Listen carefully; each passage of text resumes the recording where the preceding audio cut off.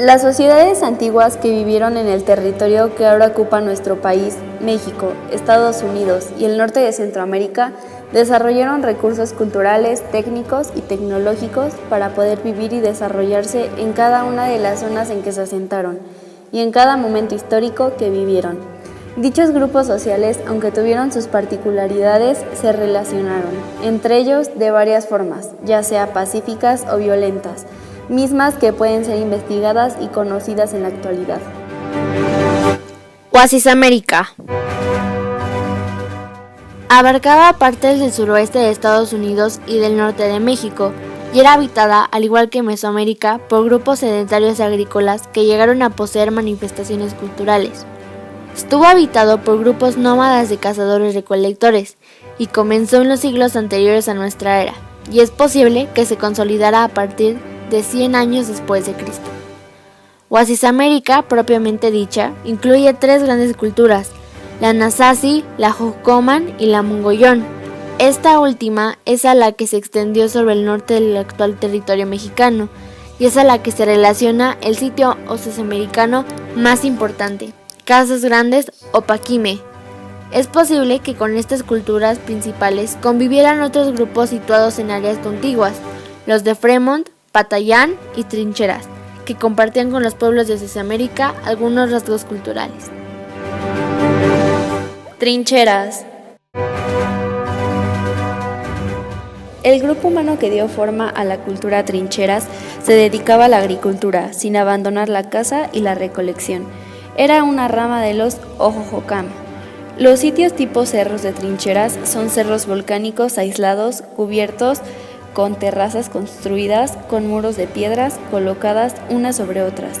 Se encontraron componentes especializados en el trabajo artesanal de la concha, áreas residenciales de élites, estructuras ceremoniales, observatorios astronómicos, recintos rituales y plazas hechos por ellos, así como posibles áreas de defensa y terrazas de cultivo. El pueblo de Trincheras tuvo su apogeo entre los años 800 y 1200 después de Cristo, manteniéndose en actividad hasta 1450. Cuando llegaron los españoles ya había sido abandonado.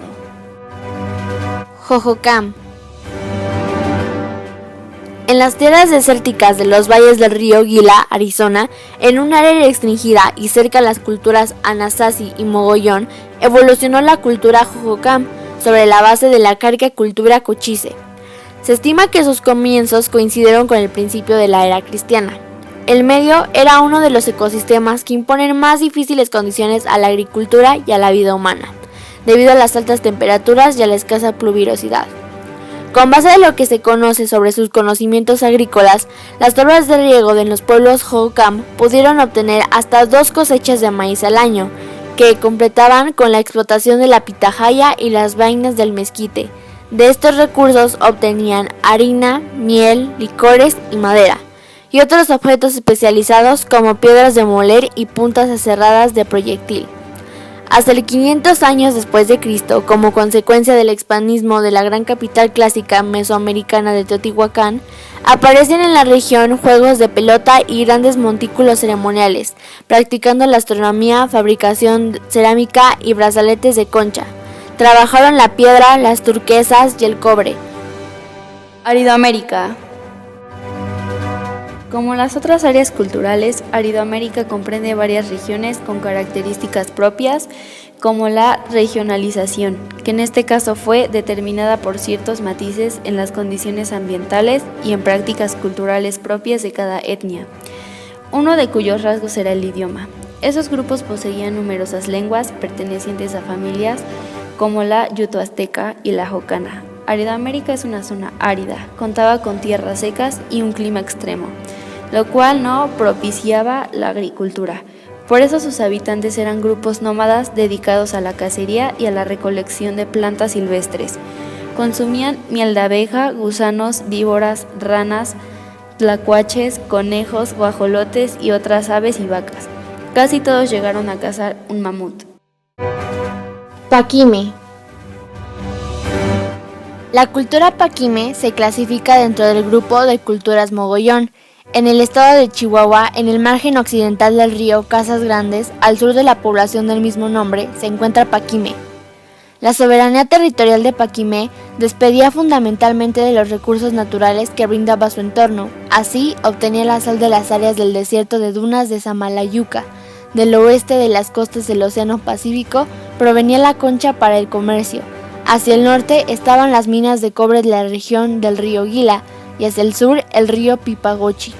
El aspecto más importante de Paquimé, situada en una región bastante árida, fue la construcción de enormes obras llevadas a cabo en las laderas de la sierra que impedían la erosión y que llevaban el agua a los terrenos de cultivo, que a su vez mantenían a esta progresista comunidad.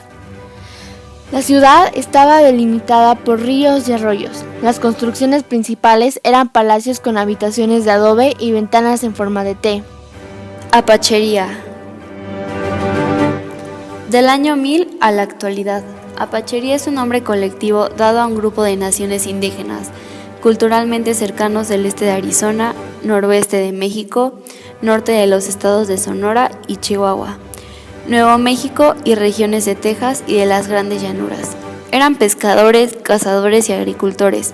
Vivían en pequeños grupos basados en la familia. Los grupos se formaban con varias familias de carácter matriarcal y compartían el mismo rito de los Sioux y los Cheyennes.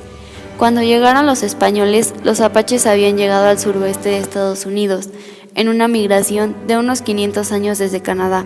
Fue una tribu poderosa y guerrera, en continua lucha contra los blancos.